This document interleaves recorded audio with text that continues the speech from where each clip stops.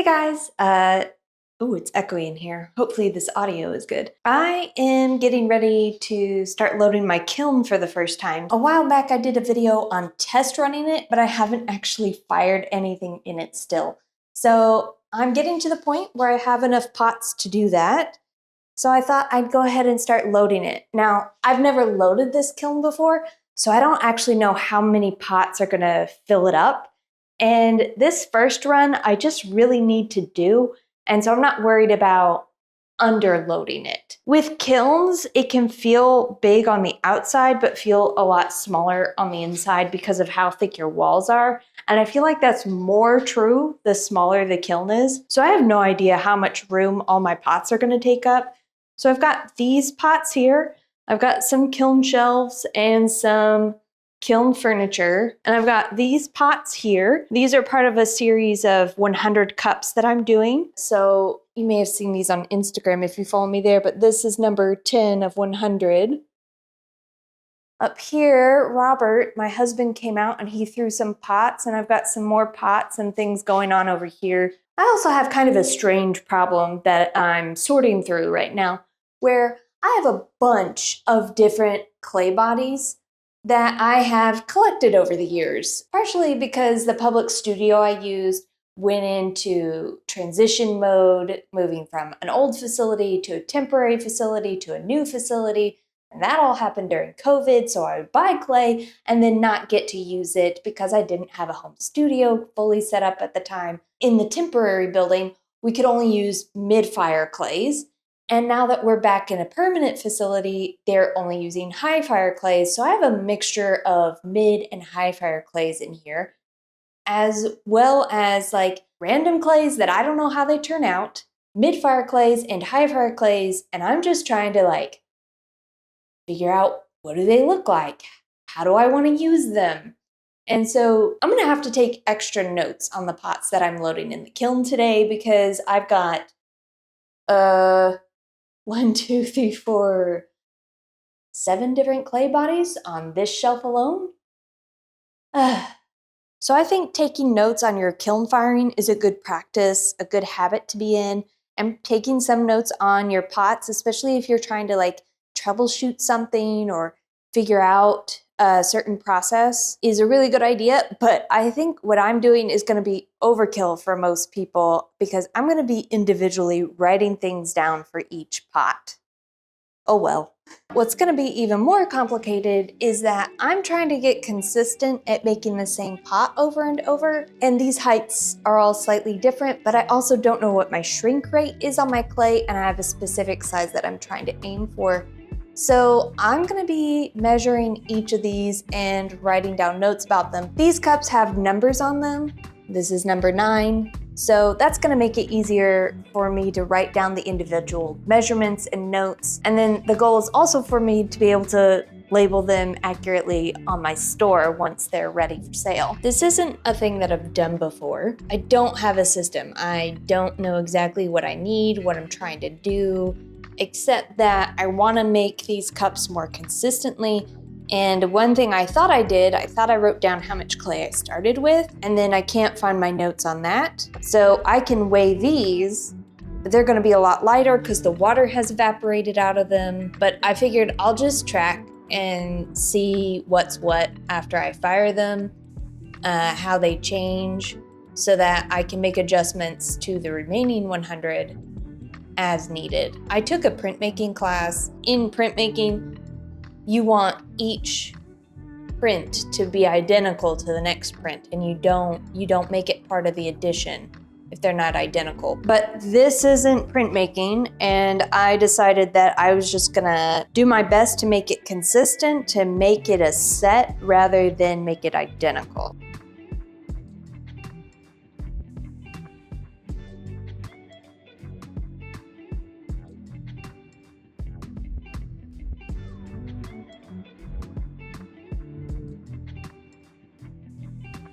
So this is the silhouette I made as the goal shape outline that I want my pots to have. And I wrote down like my ideal heights and widths. And that's not like a arbitrary number, that's looking at some other pots that I have that are the shape that I'm trying to get to, that I really am happy with. Those were the measurements. So I think since those measurements are ones that I started writing down as goals from the beginning, I'm also gonna take those measurements now. I'm pretty sure I hit those measurements when I was throwing, so that means it's actually gonna be a little bit smaller, which may not be what I want, but that's why I'm doing this, so that when it comes out and I'm like, oh, that pot feels too small, I can be like, well, these were the measurements when I threw it or when it was bone dry, so now I know I need to throw bigger.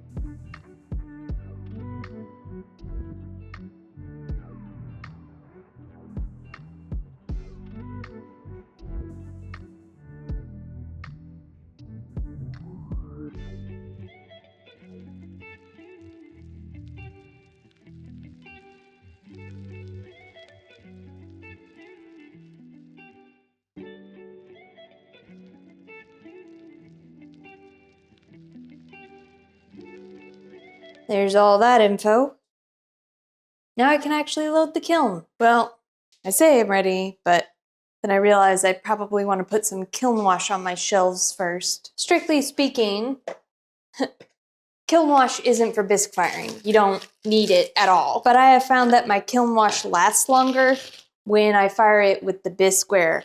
It's probably because it's fired slower and to a lower temperature depending on what glazes you're using. I guess it might also do better if I put it through the low fire glaze firing.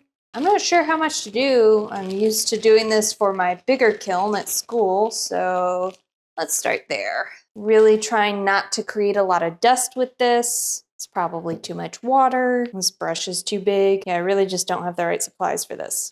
So yeah, if I did a slow, low fire for glazeware, then I could do this then, but my glazes that I have here are mid-fire, so I want to prepare for that. All right, so I have a video on how to use kiln wash. I'll link to that at the end of this video. I can put a link to that in the description, but basically I'm just trying to make this like a thick, not a thick batter, maybe a thin batter, but definitely I want it to be a thicker mixture. But you saw me, I didn't take any measurements. I'm not doing anything too scientific here, but you see like when I pull the brush, I can see the bottom. It quickly closes back in. It doesn't keep spinning after I stir it. That's a good thickness. So let's go ahead and put 3 coats on these things. And then once these are coated, I'll want to wait till they're dry before I start loading them in the kiln or things on them. Also, once I'm done here, I'll make sure to clean up any kiln wash that got on my work surface. I don't want it mixing into my clay or anything. These shelves, well, this broken shelf actually looks like it already had some sort of kiln wash on it, but it was put on way too thin to be worth anything. You gotta do 3 coats, and it was not even like an honest first coat. Okay, now I'll just wait for those to dry mostly. And before they're all the way dry, I'll do a 2nd coat and then repeat for a 3rd coat. Okay, let's get to the real reason you clicked on this video. How's your view in there? There you go. So first thing, recently my husband installed a vent that pulls air down through this hole here, and we've got a couple of vent holes in the lid as well. You never want to load directly on the floor of your kiln because you don't want to damage it, really. So I've got my shortest stilts down here, and then I'm gonna put my first shelf in there. One of the paintbrush hairs did get stuck in here, but as you know, that will burn out. So no worries. It's not like other kinds of painting. Is this weird? Do you feel upside down? This is my kiln sitter. Newer kilns will have a thermocouple sticking out here, but this is my kiln sitter. I'm gonna go ahead and put a cone in it. I've got these little, I don't even know what you call these, kiln sitter cones, I guess. So these are cone 04, and that's actually 2 of them stuck together. Let's see if I can get these apart. Oops, that one broke. These are pretty old. Nothing in them should change though, so that shouldn't be a problem. Okay, when I lift this here, something moves on the outside. I've got to put the little gadget in place and press the button on the outside to keep it engaged. I think that won't work until I turn it on, but I don't know that I don't think I'm running it today. I think I'm just starting to load it, and I don't want to be stuck unable to load that. Now, one thing that happened when I was test running this is that it seemed like it turned off before it actually reached temperature based on the freestanding cones that I had. So I did some research, and I also bought some new cones that are, instead of little pyramids, they're little bars. So, oops.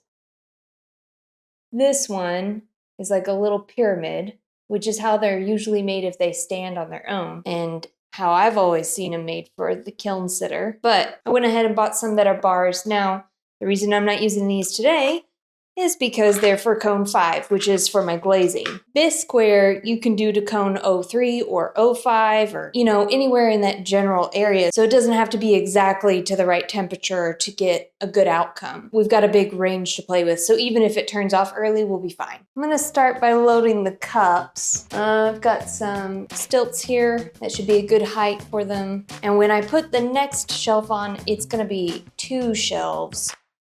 I'm gonna need to have more stilts. These are some stilts that I got used, so they're not in the best condition, and I'm gonna be stacking these. Not recommended, but people do it. Hope for the best. The top of that is rough. Yeah, I think some new stilts might be on my Christmas wish list. Okay, these cups are all speckled brownstone reclaim. At the time I'm recording this, I just recently put out a video on how to load a kiln for Bisquefire that I filmed in my classroom.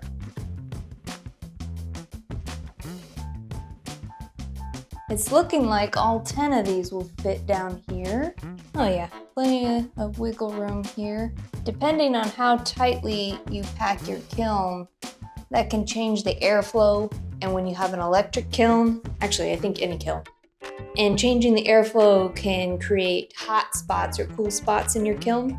So I don't want to overload it, obviously. I don't think it's actually going to be full today. I think I'm going to load sort of my sculptural stuff, and then I'll probably have some more space on top. Okay, so 1/2 shell and another 1/2 shell. Ooh, kind of tight. Haven't figured out how I'm loading this kiln yet. Ooh, that is wobbly. Switch it up. Gonna do something different. We're gonna do 1/2 of this shorter because this stack thing is making me uneasy and making it feel wobbly. Now that means that I can't have cups coming over into the shorter side. I'm gonna unload these.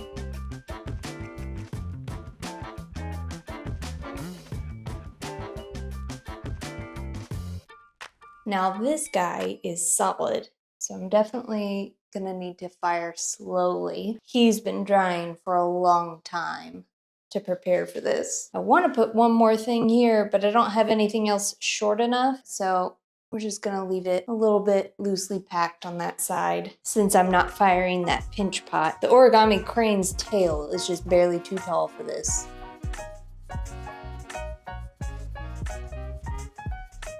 Then I've got these stilts that are like 1 inch taller than the ones we used on this side that I'm gonna use to load the cups. They're a little bit taller than they need to be, but that's okay. It's okay for them to be too tall. It's not okay for them to be too short. I don't want too much radiating heat right next to the kiln sitter, so I'm just gonna scooch those back.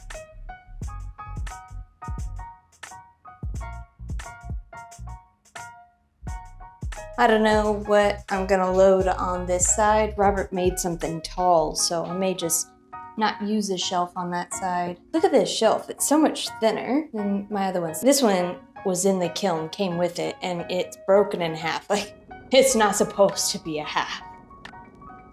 A little wiggly. So then on this side, I just wanna make sure that I load stuff that won't be so tall that it hits the lid of the kiln. This guy's going in. He can have plenty of room to himself. Definitely not fully loaded yet. Have some room for more stuff, and I've got some stuff to trim. So we'll finish loading another day. All right, we've had a bit of time. Got some more work done here that can load in the kiln, and we're gonna run this kiln today. Well, shoot. I was excited to load this guy, but he's still looking pretty wet. I don't know if you can see it on camera, but this bottom half here is a much darker color than the top half here, so it's still pretty wet. Isn't that guy cute? I told Robert, be careful, I'm gonna steal it.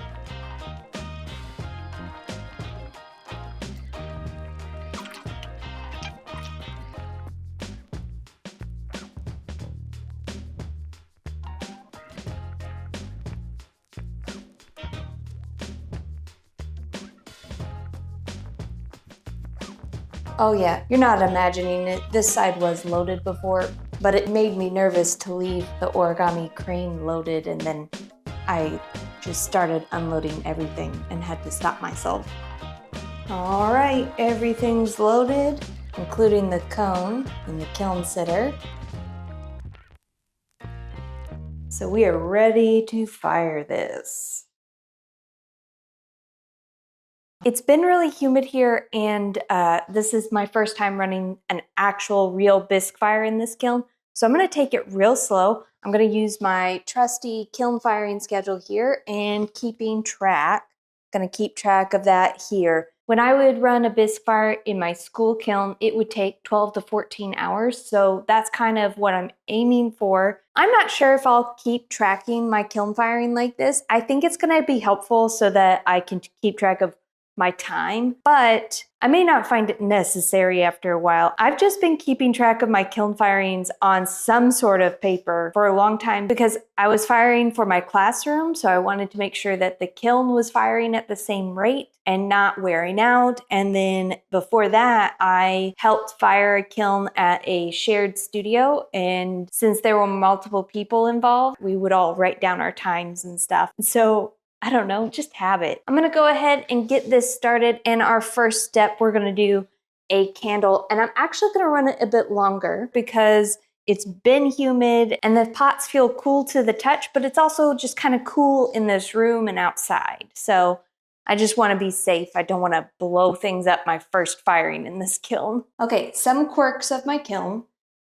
First, this is a timer. So this is supposed to be like a safety mechanism in case this doesn't get tripped.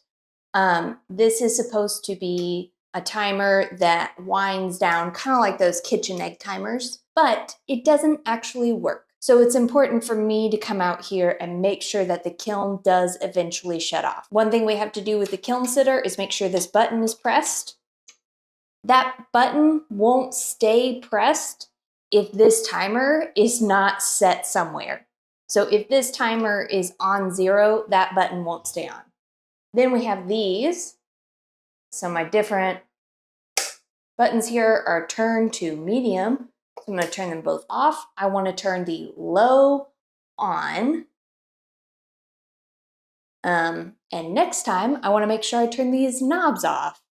I guess those were left on from when I test fired it.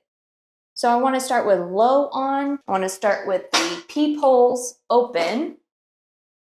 And I'm going to prop the lid like this. So the last thing I'm going to do is turn on my ventilation system, which my husband was kind enough to install. And that is going to pull air in through some holes drilled into the top and in the bottom. It's going to pull air in, flowing through downwards and then out the sort of silver line you can see back there. That's to prevent a buildup of off-gassing out here, and I can also close the door to this kiln room to help protect myself if I'm working out here. So for this first step, I'm candling. I want to leave everything open so that it can heat up nice and slow.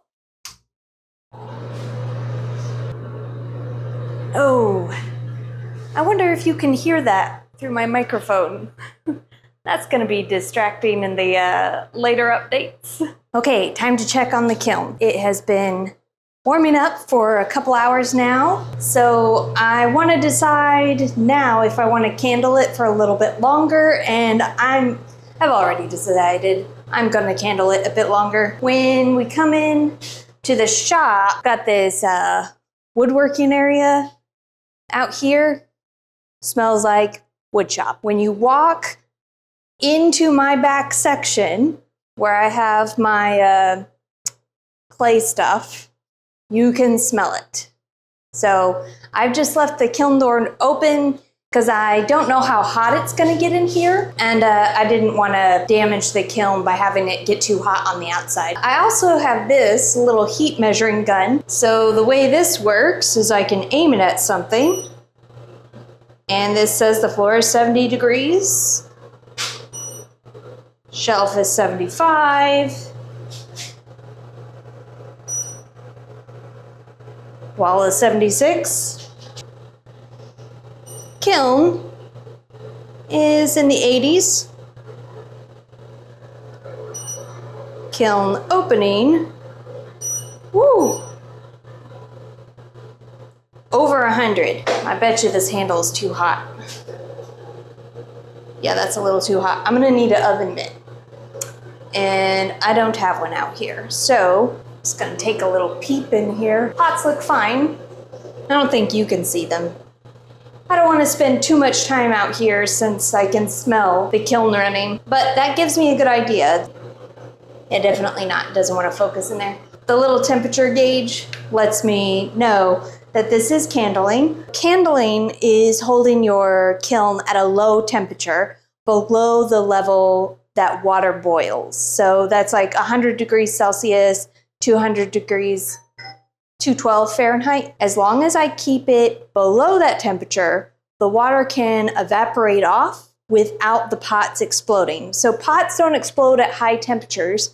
They explode when any water that's still in them starts to boil or try to vaporize and can't escape. As long as we keep that temperature lower, any water that's still in the pots can escape without causing the pot to blow up. So it's kind of funny because I would, in my head, think that the pots explode when they're at that peak temperature where they're glowing, but no, they actually explode, if they're going to, pretty early in the firing process, right there at 100 Celsius or 212 Fahrenheit. I'll just make my notes about not turning the kiln up yet and come back out in a couple more hours. Okay, it's been a couple more hours, so I'm back out here to check again.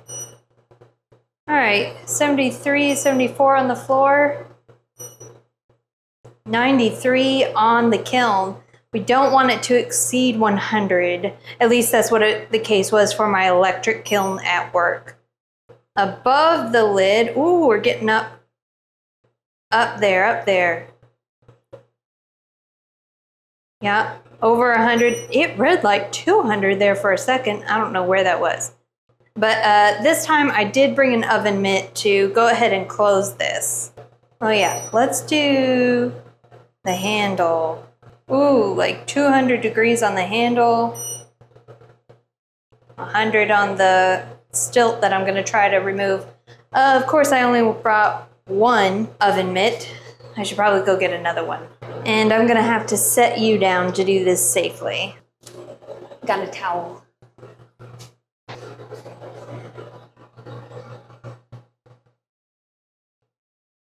And my shelves are made out of wood, so I'm just gonna put this on the floor. That's probably the most exciting step. We also wanna put the peephole plugs in.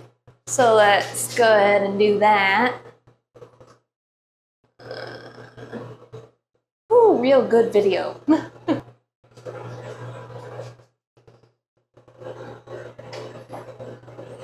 And we're gonna turn the upper half on to low.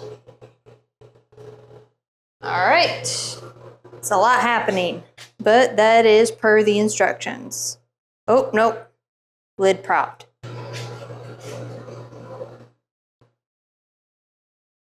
Okay, and that's it for this time. That's probably the most eventful time. The other times will just be turning a knob, so. Well, we gotta unprop the lid next time too. See you in a couple hours. Okay, back out here for the next step, taking the kiln to medium from low now. Move the switches to medium, peepholes closed, lid closed. So that's what we're doing this time. Things are still looking good in there. None of the pots look broken so far, so I think we're gonna be good. Okay, and just put this on the floor and just go up to medium.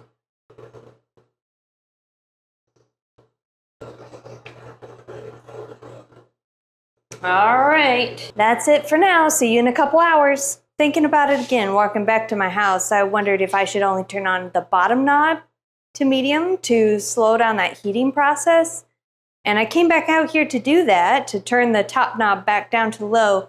But then I started thinking that I think it's going to reach bisque at medium temperature, not at high temperature. So I just went ahead and turned both the knobs back up. So wasted trip, but I just wanted you to know, like, the thought process I'm having is that I don't want the bottom portion to reach temperature and melt the cone, and the top portion to not reach temperature and have unfired or underfired bisqueware. So hopefully I'm making the right choice. No mistakes if it comes out all right, right? All right, it's been a couple more hours, so I came out here to check on the kiln, and it is still running. Not much to report here. My schedule says to fire it at medium for 3 to 4 hours, so I'm gonna let it go for 2 more hours before I ramp up the temperature again. Trying to remember, I think that before it shut off before going to a higher temperature, so I'm not sure if I'll have to go up or if it'll turn off here in a couple hours once it reaches cone 04. Okay, it's still going. Man, I really want to peek in there.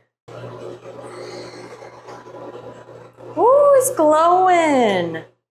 Wow. Okay, it hasn't turned off yet, so it's time to turn it up to high. Okay. High. High. All right. Check on it in a couple hours. It's definitely got that kiln smell out here now. It was mild at first, but now you can smell it out here in the wood shop, and it's stronger. Like, it's taken me back to running the kiln since school, and our teacher being like, don't spend time in the kiln room, get in there and get out. All right, see you in a bit. Well, it's getting late, and I was really hoping, oh, it is off, okay. Lights are off, this thing's down. I still have the vent on, but the kiln is off. Yay! So, I don't know exactly what time it turned off, but it is late o'clock, so I'm glad that it's off now. Just gotta wait a day or two for it to be ready to open and unload. See you then. I'm glad I finished firing last night because it rained all night and this morning, so glad I'm not trying to fire today and have to walk through that weather a lot. So now I want to see how hot this is. Oh, it's cooled down enough for me to touch it. It still kind of smelled like the kiln firing in here this morning, so I've just got the big door open. Pretty cool in here. The kiln is definitely a bit hotter. It says like 80 and 90 around the crack. Let's see what it looks like. This is cool enough to touch. It doesn't feel warmer than room temperature, but this end does. Ooh, let's see that. Okay. Oh, yeah. The 100. It says 130 something. So it's saying over 100 inside the kiln. I'll put that plug back in. Obviously, you can see it's not too hot for me to like touch it and not burn myself, so long as I'm just touching it for a minute. When you unload your kiln, you want to make sure that it is, oh, there goes my dog. When you unload your kiln, you want it to be 100 degrees or less, because higher temperatures, having that quick change to a low temperature, can be bad for the elements, the heating elements inside your kiln. So that's why you want to do an opening. Or is it 100 or 150? Somewhere around there. I've opened my kiln before it's cool enough, but this is new to me. Kiln, old kiln. Those are probably both good factors. This is an older kiln, new to me kiln. I don't want to stress it. I want it to last a long time. So I'm going to take it easy. I'm going to play it safe. Play it safe. That's what I want to do. So I'm going to let it cool down a little bit more. Actually, it's going to be easier if I just wait until tomorrow, get some other stuff done today. So we'll open it tomorrow. See you then. Okay, it's the next day, so the kiln has had plenty of time to cool off. So let's get situated and unload. Now, I have not opened the kiln yet. I don't know what it looks like in there. Hopefully it's good. I hope that's a good angle for you. Here we go. No! Oh! My horse exploded. Man. He had been drying for a long time too. I was just working on editing the video of making him. Oh gosh. Oh. How disappointing. How crazy is it though that he didn't like completely destroy this? I would have been fine if this exploded. But I can totally just glue that tail back on. Wow. Ugh, disappointing. Well, it didn't destroy anything else on this shelf. Okay, well, Robert's bowl looks good. Little chip in it. I wonder if that's from my horse exploding. And I'm sorry, Robert, but I think I'm gonna use your bowl to collect my horse pieces. Man, first firing and I blew something up. It's so disappointing. This mug looks good. Oh, by the way, I brought this out here. Everything's cooled down though, like really room temperature, so not as fun as I wanted it to be. Oh. This looks good.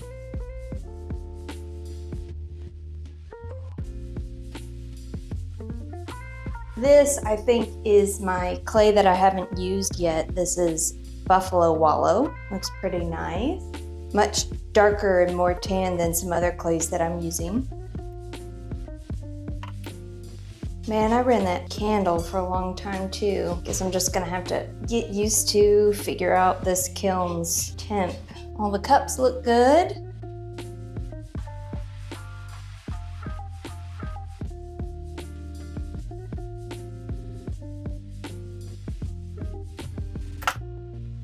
There's Robert's cup, that looks good. This one's cute, look at that nice little lip decoration. Don't you just want to eat like some ice cream out of that one?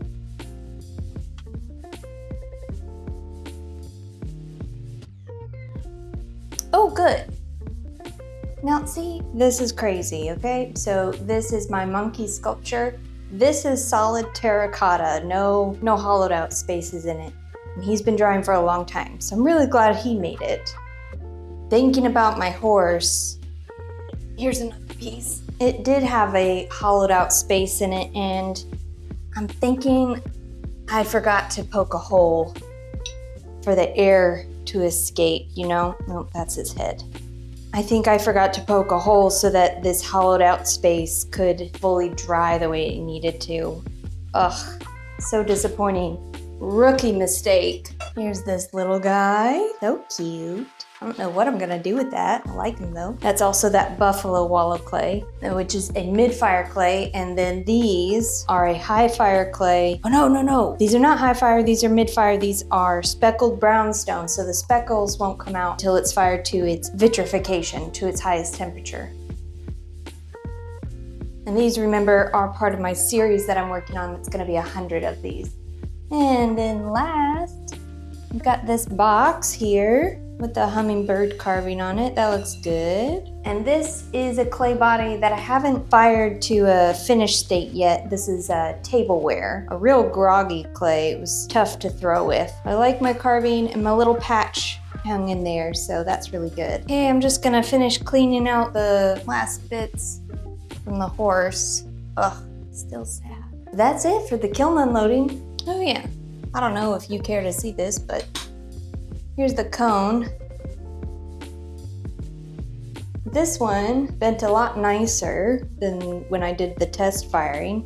That one like cracked and looked like there might have been something that went wrong with it. This one looks right. Even though there was one sad casualty with these, we do have some good pots. Some things came out really well. All of Robert's stuff made it. I'm really glad I didn't put that bottle in. That would have definitely exploded. And I've got some stuff to test out some glazes on. I've got some glazes that I've used before, some that I haven't, so we'll definitely have to do a video where I load a glaze kiln and let you see those results too. So, all right, bye.